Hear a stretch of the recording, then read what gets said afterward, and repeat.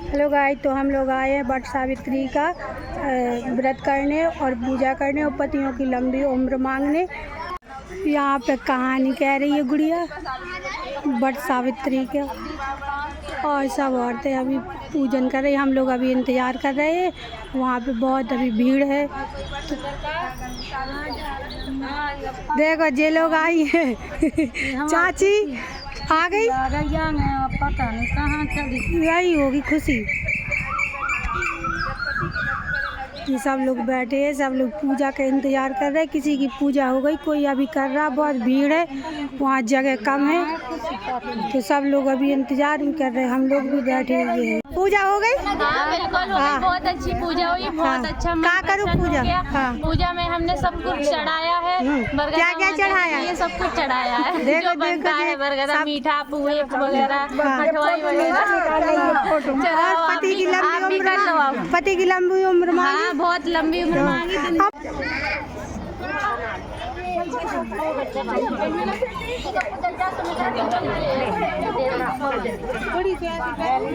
थोड़ी से पहचान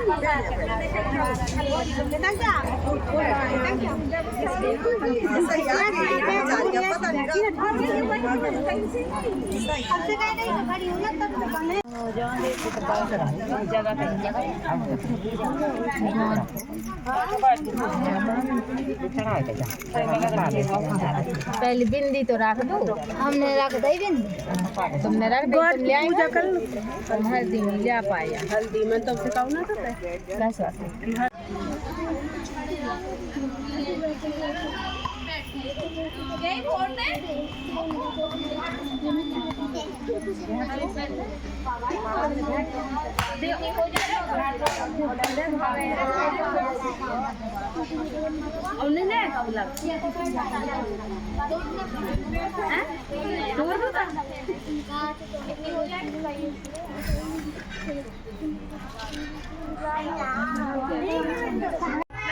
संपन्न सावित्री का जन्म हुआ। सावित्री हर साल बरसात अमावस्या और पार्वती जी की पूजा करती थी। राजकन्या ने घुमसेन के पुत्र सत्यवान की कीर्ति सुनकर उनका पति रूप में वर्ण कर दिया। इधर जब यह बात ऋषिराज नारद को ज्ञात हुई तो पच अस्वन से जगह कहने लगे, आपकी कन्या पर खोजने में भारी भूल की है। सत्यवान गुणवान तथा धर्मात्मा भी, परंतु वह अल्पायु और 1 वर्ष के बाद उसकी मृत्यु हो जाएगी।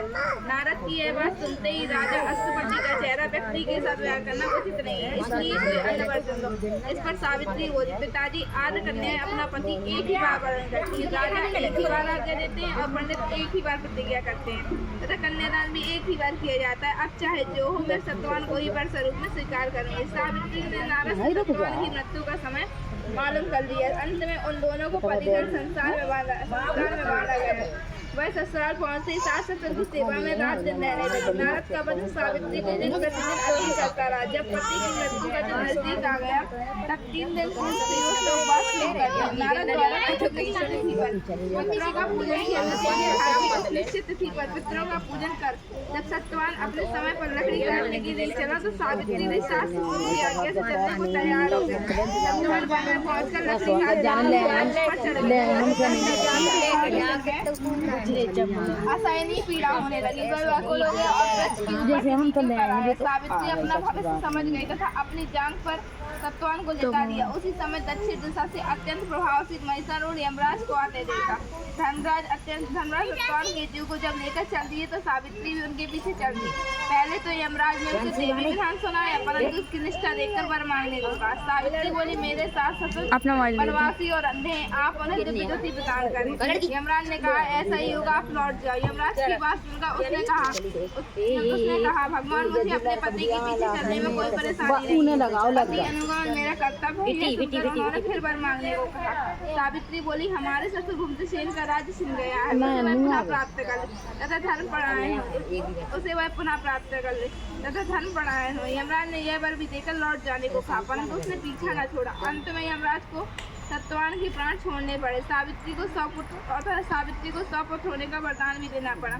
सावित्री को यह वरदान देकर यमराज धर्मराज अंतर्ध्यान हो गए। इस प्रकार सावित्री उस वट वृक्ष के नीचे आई जहाँ पति का मृत शरीर पड़ा था। ईश्वर की अनुकंपा से उसमें जीवन संचार हुआ तथा सत्यवान उठकर बैठ गए।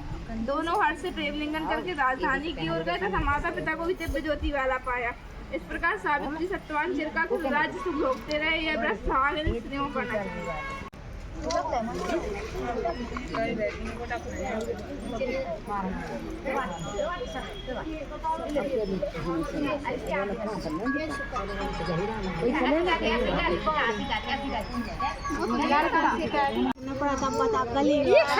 हमने छा पूरी खाते ये है हाथ सोने का, अभी हमारी सास पहनाएगी।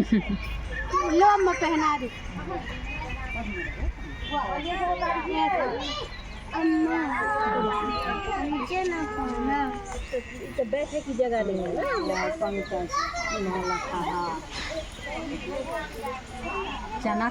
चना वही में डालेंगे।